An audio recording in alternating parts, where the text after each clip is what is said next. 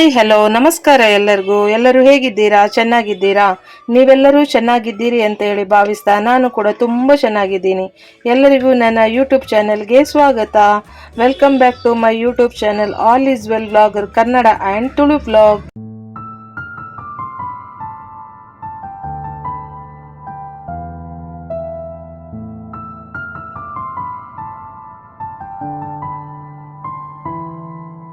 Friends, ಇವತ್ತೊಂದು ಒಳ್ಳೆ super ಆಗಿರೋ ರೆಸಿಪಿನ ನಿಮ್ಮ ಜೊತೆ ಶೇರ್ ಮಾಡ್ತೀನಿ.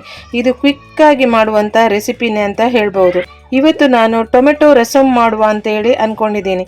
ಸೊ ಅದನ್ನು ನಿಮ್ಮ ಜೊತೆಯನ್ನು ಶೇರ್ ಮಾಡ್ತೀನಿ. ನಾವು ಮನೆಯಲ್ಲಿ ಯಾವ ಥರ ಟೊಮೆಟೊ ರಸಮ್ ಮಾಡ್ತೀವಿ ಅನ್ನೋದನ್ನು ನೀವು ಕೂಡ ನೋಡ್ಬೋದು. ಸೊ ಈ ವಿಡಿಯೋನ ನಾನು ನಿಮ್ಮ ಜೊತೆ ಶೇರ್ ಮಾಡ್ತೀನಿ. ಮೊದಲಿಗೆ ಇಲ್ಲಿ ನಾನೊಂದು ಕುಕ್ಕರ್ ತಗೊಂಡಿದ್ದೀನಿ. ಇದಕ್ಕೆಂದು ಅರ್ಧದಷ್ಟು ನೀರು ಹಾಕಿದ್ದೀನಿ.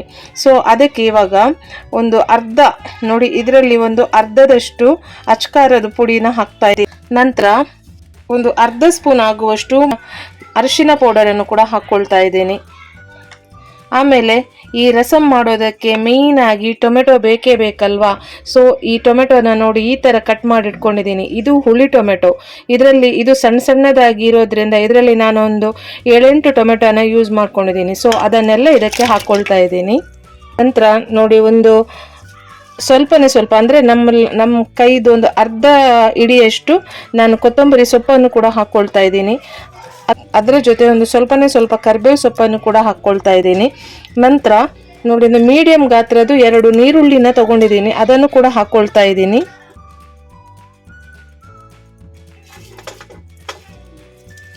ಆಮೇಲೆ ಸ್ವಲ್ಪ ನಾನು ಒಂದು 10 ಎಸಳು ಆಗುವಷ್ಟು ಬೆಳ್ಳುಳ್ಳಿನ ಕೂಡ ತಗೊಳ್ತಾ ಇದ್ದೀನಿ. ಒಂದು 2 ಮೆಣಸಿನ್ಕಾಯಿನ ಹಾಕ್ಕೊಳ್ತಾ ಇದ್ದೀನಿ. ನೋಡಿ, ಇಷ್ಟೇ ಸಣ್ಣ ಒಂದು ಅರ್ಧ ಇಂಚಷ್ಟು ನಾನು ಶುಂಠಿನ ಹಾಕ್ಕೊಳ್ತಾ ಇದ್ದೀನಿ. ಒಂದು ಅರ್ಧ ಸ್ಪೂನ್ ಆಗುವಷ್ಟು ಇಲ್ಲಿ ನಾನು ಜೀರಿಗೆನ ತಗೊಳ್ತಾ ಇದ್ದೀನಿ. ನಂತರ ಇಲ್ಲಿ ಒಂದು 1/4 ಟೀ ಸ್ಪೂನ್ ಆಗುವಷ್ಟು ನಾನು ಕರಿಮೆಣಸನ್ನು ತಗೊಳ್ತಾ ಇದ್ದೀನಿ. ನೋಡ್ಬೋದು, ಇಲ್ಲಿ ನಾನು ಇಷ್ಟು ಹುಣಸೆ ಹಣ್ಣನ್ನು ಹಾಕ್ಕೊಳ್ತಾ ಇದ್ದೀನಿ. ಕೊನೆಯದಾಗಿ ಸ್ವಲ್ಪ ಉಪ್ಪನ್ನು ಕೂಡ ಹಾಕ್ಕೊಳ್ತಾ ಇದ್ದೀನಿ. ಇದು ಉಪ್ಪು ನಿಮಗೆ ಈಗಲೂ ಹಾಕ್ಬೋದು, ಬೇಕಿದ್ರೆ ಮತ್ತೇನು ಹಾಕ್ಬೋದು. ನಾನು ಒಟ್ಟಿಗೆ ಬೇಯಲಿಕ್ಕೆ ಇಡ್ತಾ ಇದ್ದೀನಲ್ವಾ, ಹಾಗಾಗಿ ನಾನು ಇವಾಗಲೇ ಉಪ್ಪನ್ನು ಸೇರಿಸ್ಕೊಳ್ತಾ ಇದ್ದೀನಿ. ಇದನ್ನು ಇವಾಗ ಗ್ಯಾಸ್ ಸ್ಟವ್ ಆನ್ ಮಾಡಿಕೊಂಡು 1 ವಿಜಿಲ್ ಕೂಗಿಸ್ತೀನಿ. ಸೊ ನೀವು ಬೇಕಿದ್ರೆ ಕುಕ್ಕರಲ್ಲಿ ಮಾಡಲಿಕ್ಕೆ ಇಷ್ಟ ಇಲ್ಲದವರು ನೀವು ಹಾಗೆ ಪಾತ್ರೆಯಲ್ಲಿ ಕೂಡ ಮಾಡ್ಬೋದು. ಪಾತ್ರೆಯಲ್ಲಿ ಮಾಡೋದಾದ್ರೂ ಒಂದು 10 ನಿಮಿಷ ಆದರೂ ಈ ಟೊಮೆಟೊ ನೀರುಳ್ಳಿ ಎಲ್ಲ ಇದೆಯಲ್ಲ, ಇದೊಂದು 10 ನಿಮಿಷ ಆದರೂ ಚೆನ್ನಾಗಿ ಬೇಯಬೇಕು. ನಂತರ ಇದನ್ನು ನೀವು ರಸಮ್ ಮಾಡ್ಕೋಬಹುದು. ಸೊ ಇದನ್ನು ಇವಾಗ ನಾನು ಕುಕ್ಕರ್ ಲಿಡ್ನ ಕ್ಲೋಸ್ ಮಾಡಿ 1 ವಿಜಿಲ್ ತೆಗಿತೀನಿ.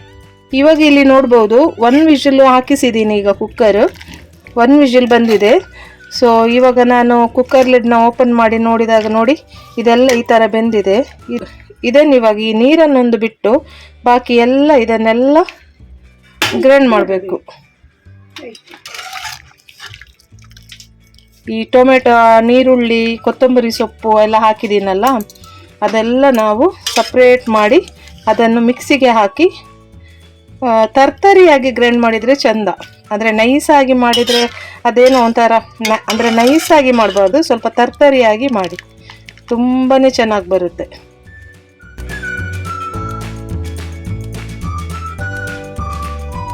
ಇದು ಇವಾಗ ಎಲ್ಲ ಟೊಮೆಟೊ, ನೀರುಳ್ಳಿ ಎಲ್ಲ ಸಪ್ರೇಟ್ ಮಾಡಿದ್ದೀನಿ. ಇದನ್ನು ಸ್ವಲ್ಪ ತಣ್ಣಗೆ ಆಗಲಿ. ತಣ್ಣಗೆ ಆದಮೇಲೆ ಮಿಕ್ಸಿ ಜಾರ್ಗೆ ಹಾಕ್ಕೊಳ್ತೀನಿ. ಹಾಗೆ ಅದನ್ನು ಒಂದು ಸ್ವಲ್ಪನೇ ತರ್ತರಿಯಾಗಿ ಗ್ರೈಂಡ್ ಮಾಡ್ಕೊಂಡು ತರ್ತೀನಿ. ಫ್ರೆಂಡ್ಸ್, ಇವಾಗ ನಾನು ಎಷ್ಟು ಉಪ್ಪು ಬೇಕೋ ಅಷ್ಟು ಉಪ್ಪನ್ನು ಕೂಡ ಇದಕ್ಕೆ ಹಾಕಿ ಇವಾಗ ಗ್ಯಾಸ್ ಸ್ಟವ್ನ ಆನ್ ಮಾಡಿಕೊಂಡು ಈ ರಸಮ್ ಇಟ್ಟಿದ್ದೀನಿ. ನೋಡಿ, ನಾನು ಈ ಥರ ತರ್ತರಿಯಾಗಿ ಗ್ರೈಂಡ್ ಮಾಡಿಕೊಂಡು ತಂದಿದ್ದೀನಿ. ಇದನ್ನು ಈ ರಸಮ್ಗೆ ಆ್ಯಡ್ ಮಾಡ್ಕೊಳ್ತೀನಿ.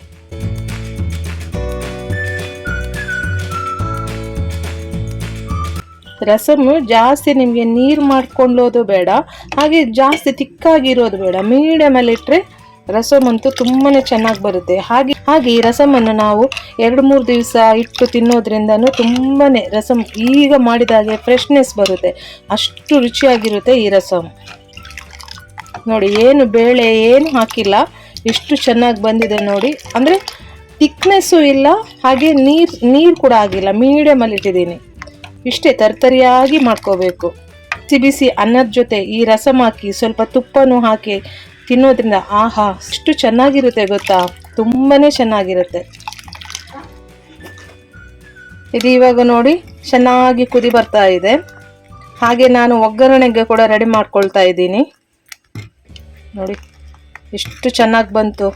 ನೀವು ರೆಸ್ಟೋರೆಂಟ್ಗಳಲ್ಲೆಲ್ಲ ಹೋದರೆ ನೋಡ್ಬೋದು, ರಸಮ್ ಎಲ್ಲ ಕೊಡ್ತಾರೆ ನಮಗೆ ಊಟದ ಜೊತೆ. ಒಂದು ರಸಮ್, ಒಂದು ಲೋಟ ರಸಮ್ ಎಲ್ಲ ಕೊಡ್ತಾರೆ. ಸೊ ಅದೇ ರೀತಿ ರಸಮ್ ಬಂದಿದೆ ನೋಡಿ, ಅದೇ ರೀತಿಯಾಗಿದೆ ಇದು.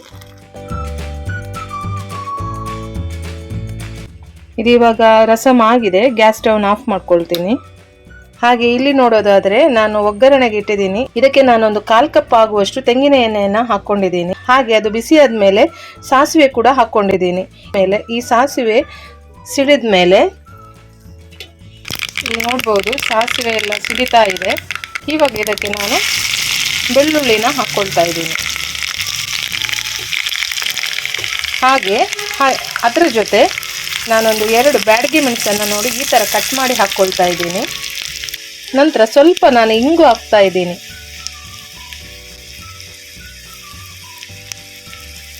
ಇವಾಗ ಗ್ಯಾಸ್ ಸ್ಟವ್ನ ಆಫ್ ಮಾಡಿ ಕರಿಬೇವು ಸೊಪ್ಪನ್ನು ಕೂಡ ಹಾಕ್ಕೊಂಡೆ.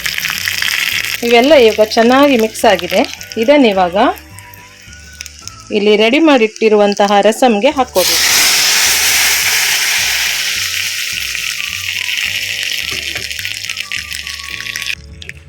ಸೊ ಇವತ್ತಿನ ಈ ರಸಮ್ ರೆಡಿ ಆಯಿತು. ಕೊನೆಯದಾಗಿ ಇದಕ್ಕೆ ನಾನು ಇವಾಗ ಕೊತ್ತಂಬರಿ ಸೊಪ್ಪನ್ನು ಹಾಕ್ಕೋಬೇಕು ಮೇಲೆ.